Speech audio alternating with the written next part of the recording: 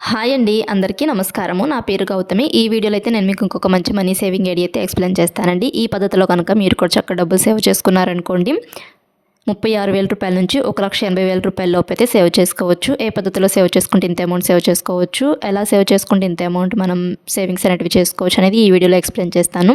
కొంచెం ఓర్పుతో ఏదైనా ఏ పనైనా కానీ కొంచెం ఓర్పుతో చేయాలండి. చేస్తే మటుకి సక్సెస్ అనేది కంపల్సరీగా వస్తూ ఉంటుంది.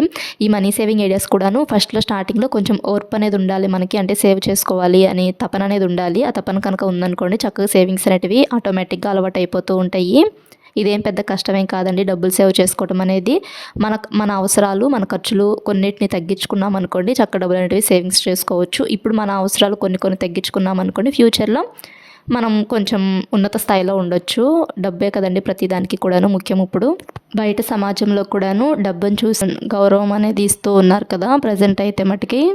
అందుకని చెప్పేసి కొంచెం కష్టమైనా కానీ సేవింగ్స్ చేసుకోవటం ట్రై చేయండి. ఇప్పుడు ఈ మనీ సేవింగ్ ఐడియా అయితే చక్కగా మనకు వచ్చే శాలరీలో నుంచి కొంత అమౌంట్ అనేది తీసుకొని ముందుగానే ఓ పక్కన పెట్టుకోవాలి. కొంత అమౌంట్లో నుంచి కూడాను అంటే మనకు వచ్చే శాలరీని 2 పార్ట్స్ లాగా డివైడ్ చేసుకోవాలి. ఒక అమౌంట్ ఏమో మనం కట్టాల్సిన ఈఎంఐస్ వాటికని చెప్పేసి తీసుకొని ఓ పక్కన పెట్టుకోవాలి. ఇంట్లో ఖర్చులకు వాడుకోవడానికి కొంత అమౌంట్ తీసుకొని పక్కన పెట్టుకుంటాం కదా, ఆ అమౌంట్లో నుంచి కూడాను మనం సేవింగ్స్ అనేటివి ముందుగానే తీసుకొని ఓ పక్కన పెట్టుకుంటూ ఉండాలండి. ఇలా కనుక చేస్తే చక్కగా సేవింగ్స్ అనేటివి చేసుకోగలము.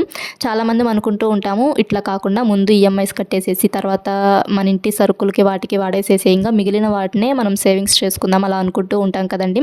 అలా కాకుండా ముందు మనకు వచ్చే శాలరీలో నుంచి మనం ఈఎంఐస్ కానీ ఇంకా ఏదైనా స్కీమ్స్ కానీ కట్టాల్సిన డబ్బులు ఉంటాయి కదండి, ఆ డబ్బులు అనేటివి ముందుగానే తీసుకొని ఎంత అమౌంట్ కట్టాలనేది ఓ పక్కన పెట్టుకోవాలి మనకు వచ్చే శాలరీలో నుంచి. ఇంకొంత అమౌంట్ ఏమో ఇంటి ఖర్చులకు వాడతానికి తీసుకొని పక్కన పెట్టుకోవాలి. అలా 2 పార్ట్స్ లాగా డివైడ్ చేసుకోవాలి డబ్బులు అనేటివి. ఇంకా ఇంటి ఖర్చులకు వాడదామని చెప్పి తీసి పక్కన పెట్టుకుంటాం కదండి, ఆ డబ్బుల్లో నుంచే మనము ఈ నెల ఎంత సేవ్ చేయాలనుకుంటున్నాము. ఫర్ సపోజ్ 500 రూపాయలు సేవ్ చేయాలనుకుంటున్నాం అనుకోండి, ఆ వాటిలో నుంచి ఇంటి సరుకులకి, ఇంటి రెంట్కి, వాటికి కట్టాల్సిన అమౌంట్లో నుంచి ముందుగానే మనం తీసుకొని పక్కన పెట్టుకున్నాం అనుకోండి, సరుకుల్లో వాటిల్లో కొంచెం ఖర్చు తగ్గించుకోవచ్చు. అంటే తక్కువ అమౌంట్ ఉంటే ఖర్చులు కూడాను కొంచెం తక్కువ చేస్తూ ఉంటాం మనం. అలా కాకుండా ముందుగానే తీసుకోకుండా ఉన్నామనుకోండి, అంటే మిగిలితేనే సేవ్ చేసుకుందాంలే, మిగిలిన అమౌంట్ సేవ్ చేసుకుందాంలే అలా అనుకుంటూ ఉంటాం కదండి. అలా అనుకున్నాం అనుకోండి, మిగిలవు ఎక్కువ డబ్బులు ఉన్నాయిలే అని చెప్పేసి అనవసరమైనవి కూడా కొంటూ ఉంటాము. అలా కాకుండా ముందుగానే మన దగ్గర తక్కువ అమౌంట్ ఉందనుకోండి, ఇంకా అత్యవసరమైన వస్తువులు మాత్రమే కొంటూ ఉంటాం కదా, తక్కువ డబ్బులు ఉన్నాయని చెప్పేసి. అట్లా ఆలోచించాలి సేవింగ్స్ అనేటివి చేసుకోవాలనుకున్న వాళ్ళు. కొంతమంది అనుకుంటారు, చాలా మందికి తెలుసు నువ్వు చెప్పేయి అని, తెలియని వాళ్ళు ఉంటారు కదండి, అలాంటి వాళ్ళు తెలుసుకుంటారని చెప్పేసి ఈ మనీ సేవింగ్ ఐడియాస్ వీడియోస్ అయితే చేస్తున్నాను. అంటే అందరికీ కూడా అన్నీ తెలియాలని రూల్ ఏం లేదు కదండి. కొంతమందికి మనీ అంటే డబ్బులు ఎలా సేవ్ చేసుకోవాలో తెలియదు, కొంతమందికి సంపాదించడం ఎలా అనేది తెలియదు, కొంతమందికి సంపాదించడం తెలిసినా డబ్బును ఎలా పొదుపుగా ఖర్చు చేయాలనేది తెలియదు. అట్లా కొంతమందికి డబ్బులు వస్తూ ఉంటాయి, పొదుపు చేసుకుంటూ ఉంటారు, చక్కగా సేవింగ్స్ చేసుకుంటూ ఉంటారు. అట్లా ఒక్కొక్కరు ఒక్కో రకంగా ఉంటూ ఉంటారు కదా. కొంతమందికన్నా ఉపయోగపడతాయి కదండి మనీ సేవింగ్ ఐడియాస్. నేను కూడా ఒకప్పుడు చెప్పేవాళ్ళు ఎవరూ లేక ఎక్కువ ఖర్చులు చేస్తూ ఉండేదాన్ని. తర్వాత నాకే అనిపించింది, ఇంత ఖర్చు చేశాను నేను ఒకప్పుడు, ఈ డబ్బులు కనుక సేవ్ చేసుకుంటే వాటికి ఉపయోగపడుతూ ఉండే కదా అలా అనుకుంటూ ఉంటాను ఇప్పుడు. ఈ మనీ సేవింగ్ ఐడియా అయితే ఎక్స్ప్లెయిన్ చేస్తాను. ఈ పద్ధతిలో కనుక మీరు కూడా డబ్బులు సేవ్ చేసుకుంటే 36,000 రూపాయల నుంచి 1,80,000 లోపు అయితే సేవ్ చేసుకోవచ్చు. అది ఎలా అనేది నేను మీకు ఇక్కడ రాసి చూపిస్తాను. ప్రతి నెల డబ్బులు అనేటివి సేవింగ్స్ చేసుకోవాలండి. ప్రతి నెలలో కూడా నాకు 30 రోజులు డబ్బులు సేవ్ చేసుకుంటూ ఉండాలి. ఫస్ట్ 10 రోజులేమో 50 రూపాయలుగా సేవ్ చేసుకోవాలంటే 1వ తారీఖు నుంచి 10వ తారీఖు లోపు రోజుకి 50 రూపాయలు చొప్పున ఈ 10 రోజుల పాటు సేవ్ చేసుకోవాలి. తర్వాత 11వ తారీఖు నుంచి 20వ తారీఖు వరకు రోజుకి 100 రూపాయలు చొప్పున ఈ 10 రోజులు సేవ్ చేసుకోవాలి.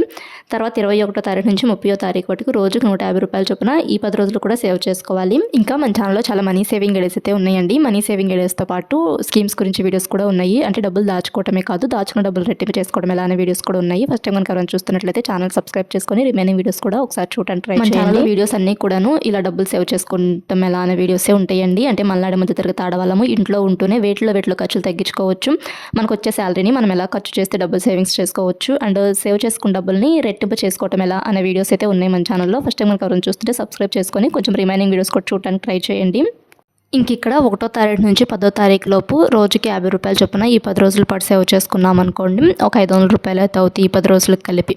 తర్వాత 11వ తారీఖు నుంచి 20వ తారీఖు లోపు రోజుకు ఒక 100 రూపాయలు చొప్పున ఈ 10 రోజులు కూడా సేవ్ చేసుకున్నాం అనుకోండి, 1000 రూపాయలు అయితే అవుతాయి. తర్వాత 21వ తారీఖు నుంచి 30వ తారీఖు లోపు ఈ 10 రోజులు కూడా మనం రోజుకు ఒక 150 రూపాయలు చొప్పున సేవ్ చేసుకున్నాం అనుకోండి, ఈ 10 రోజులకి కలిపి 1500 రూపాయలు అయితే అవుతాయి కదా. మొత్తం కలిపి అంటే 30 రోజులకి మనము 10 రోజులకు డివైడ్ చేసుకొని ఫస్ట్ 10 రోజులేమో 500 రూపాయలు, తర్వాత 10 రోజులేమో 1000 రూపాయలు, తర్వాత 10 రోజులేమో 1500 రూపాయలు ఇట్లా సేవ్ చేసుకున్నాం అనుకోండి. ఒక 30 రోజులకు కలిపి 3000 రూపాయలు అయితే సేవ్ చేసుకుంటాము. అంటే ఒక నెలకి 3000 రూపాయలు.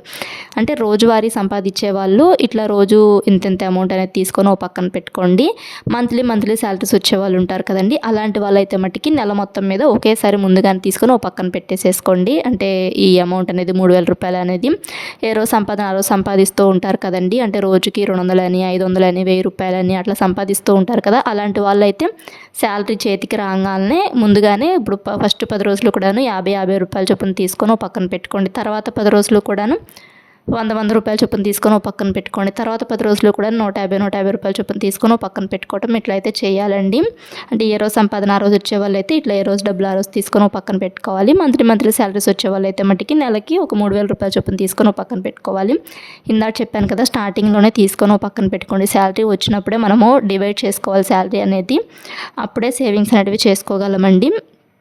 ఇంకిప్పుడు ఒక నెలకి 3000 రూపాయలండి. అదే 12 నెలల పాటు సేవ్ చేసుకున్నాం అనుకోండి, 12 నెలల పాటు సేవ్ చేసుకుంటూ ఉన్నాం అనుకోండి, ఇట్లానే అంటే 1 ఇయర్కి 36,000 రూపాయలు అయితే సేవ్ చేసుకోవచ్చు. ఇట్లానే ఒక 2 ఇయర్స్ పాటు సేవ్ చేసుకున్నారనుకోండి, అంటే నెలకి 3000 రూపాయల చొప్పున ఒక 2 సంవత్సరాల పాటు సేవ్ చేసుకుంటే 72,000 రూపాయలు అయితే అవుతాయి. ఇట్లానే ఒక 3 ఇయర్స్ పాటు సేవ్ చేసుకున్నారనుకోండి 1,08,000 రూపాయలు అయితే సేవ్ చేసుకోవచ్చు.